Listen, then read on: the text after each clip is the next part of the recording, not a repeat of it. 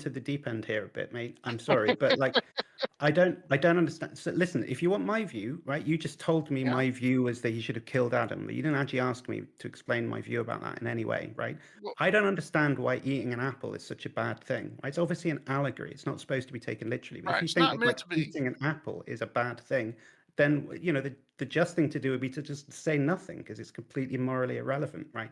But I don't really understand what the allegory is supposed to even be. Like, what's he getting punished for?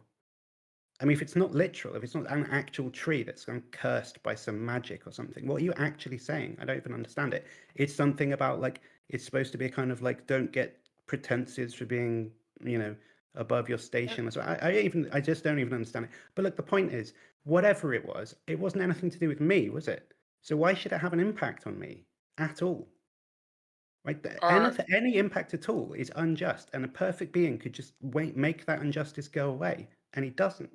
That's the problem. well, if he did, he'd have to kill everyone. Why would he have to kill him? Why doesn't he just forgive Adam and just wipe the He slate did clean? forgive Adam. Well, He cool. I allowed mean, why Adam. is he punishing me then? Why He am I allowed punished? Adam outside of the garden to Listen, bud, continue I to don't think you're interact with him. tracking what I'm saying. Like, what difference does it make? Why didn't he just say, "Do you know what, Adam? Forget it. I don't mind. I'm a big boy. Who cares? Like, chill." Like, why didn't he just say that? That seems like it would be a much more, much nicer thing to do. Instead of being like, whatever, you have to kick out of you're not allowed to live in the Garden of Eden. Everyone else, including me, thousands of years later, has to like shoulder some corrupted nature. That sounds like bullshit, man. Why would he be heavy like that? Perfect being could just be chill about it instead. And actually, isn't Jesus all about like Well, loving, well, wait a second. Wait a turning second. the other cheek and being Wait a forgiving second. and Wait a stuff? second. But God's Wait a like second. way more petty than that. We're getting so in God's omnibenevolence, you would argue that justice is part of that. So Yeah, God is I think so. so Yeah. you're saying that. So I'm like I said, I'm trying to understand what your argument is here. Are Hmm. you saying that in God's omnibenevolence and His justice, because you said, well, He should have just forgiven Adam. Well, sometimes He could have forgiveness. So done. he and I would say that He did forgive Adam, but He didn't let Adam's actions go without consequence. Adam's actions had to have consequences. Okay, Adam's actions should have had consequences for Adam, right? Why should Adam's Right. actions have consequences for me? They don't have consequences for They you. do. In I've inherited a fallen nature because of Adam's actions, right? eh, How can you yes, say they don't have consequences for me? I would. Adam's actions have consequences.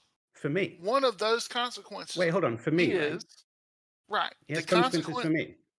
The consequence of Adam's action is that man is separated from God. Okay, but how is that fair? What's it got to do with me? What Adam did?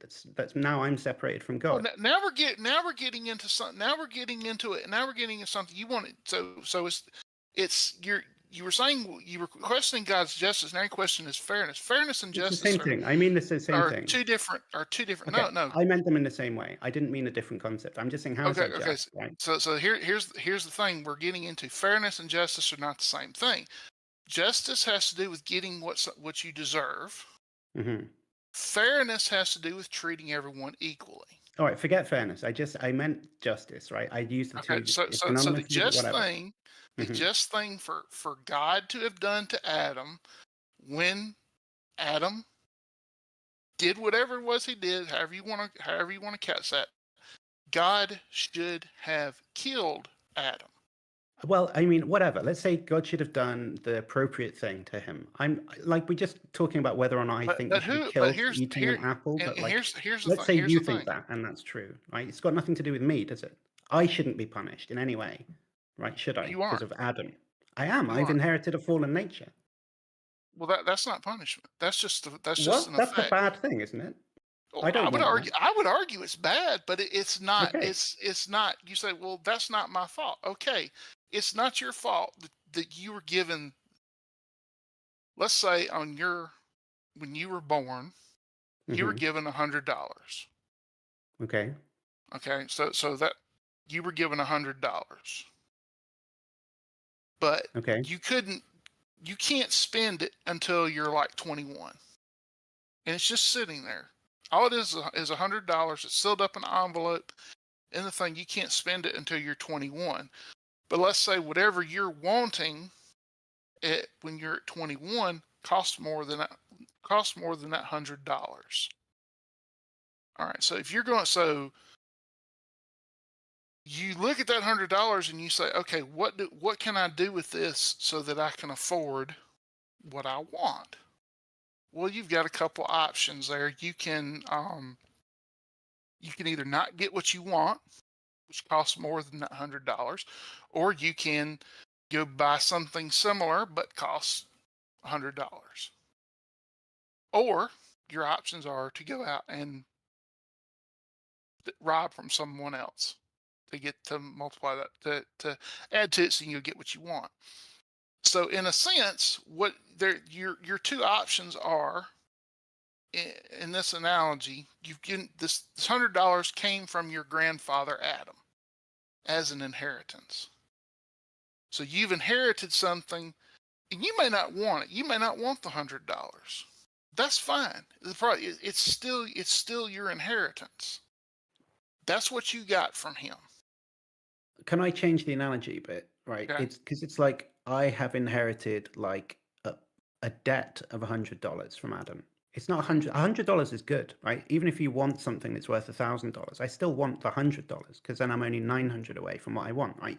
It's not like I go, oh, I wish I didn't have this 100 because I want something that's worth 1,000, right? So it's not analogous because I'm saying I wish I didn't have this fallen nature because it would have been much better to just have like Adam before the fall and not have a fallen nature, right? Like, so that's just like having no money in the bank rather than minus £100.